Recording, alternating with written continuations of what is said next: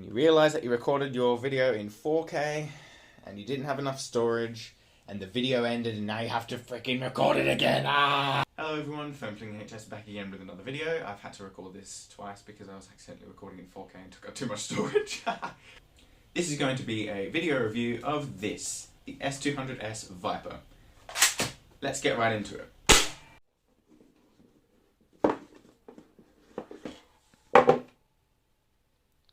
Just pretend that it's in two pieces and you have to put it together. Yeah. With the unboxing out the way, just kidding, I didn't have an unboxing video because this blaster came disassembled, but I was too rushed to record an unboxing video and I just assembled it right away without even thinking about recording an unboxing video. Just pretend that there was like an unboxing video and you had to assemble it and whatever. Anyway, external overview from tip to end because that is logical. Up front we have this orange thing to protect the barrel and to indicate that this blaster is a toy. Good idea because this is a realistic blaster with realistic shapes, even though it's like bright blue. Iron sights, front one here, two at the back there, traditional iron sights. At the top we have RMR mounts to mount sights, different than the fire rat.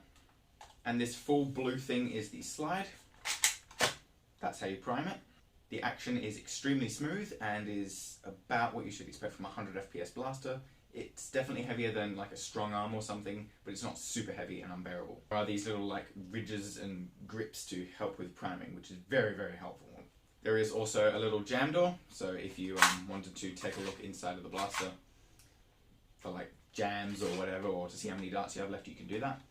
This blaster has a slide lock feature and it will detect when the blaster is empty. So we've got one dart in the chamber. That was our last dart, should lock open now. Yep.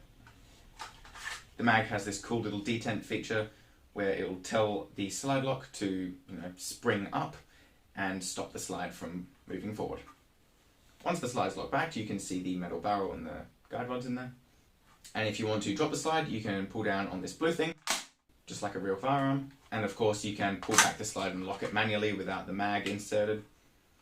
And do that as well. So amazing potential for tactical reloads. And you can insert the magazine with the slide forward. Again, potential for tactical reloads. Moving further down is the magazine release. Push that and the mag will drop out. Mag insertion is very, very smooth. Here's the trigger. Feels like a normal trigger, what it should be. Trigger guard and smooth lines, very comfortable. This grip does look like it's rubber, and it is not. It is plastic. The Fire Rat and the Nightingale, both recent pistols, have had rubber grips. This is plastic, which will be better for longevity, but it's, less fancy and less nice, I guess. And then down here is the mag well. This is where obviously you put the mag. Speaking of the mag, it is a new proprietary mag. You cannot use these in the Fire Rat and you cannot use Fire Rat mags in the Viper. They're the same style, they definitely look similar with the little pull down tab, and they hold 11 darts comfortably. They say it holds 8, but I can fit 11 darts in there. And the base is metal, so it definitely has some weight to it, which allows it to easily drop out of the mag well. The grip is definitely sized for an adult person. I have very long fingers and it definitely fits me well. If you have small hands, you might struggle with this grip, and with the length of pull, it is definitely suited to an adult or bigger, beefier hands. And then finally down here is a Picatinny rail. The Fire Rat only had it was a Picatinny rail, but it didn't have the studs, so you couldn't lock anything in place very well. And this looks way cooler than the bare Glock style Picatinny rails. Nice little detail, it says Viper 1337 on the side, which obviously is the projectile type, foam darts, and 1337 is elite, super elite tactics, bro. Alright, with all the externals sorted out, now we can see it fire. We're not loaded. It was not this windy like 2 seconds ago.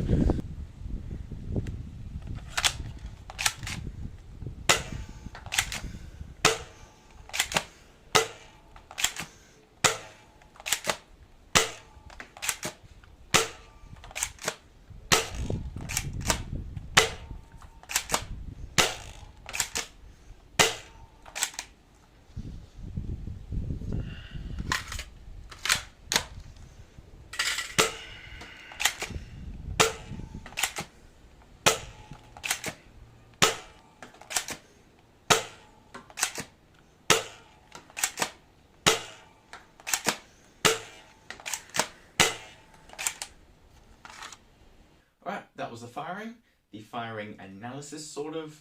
The FPS is definitely hitting about 110, around that mark. It's hitting about the same as Slimer did, not up there.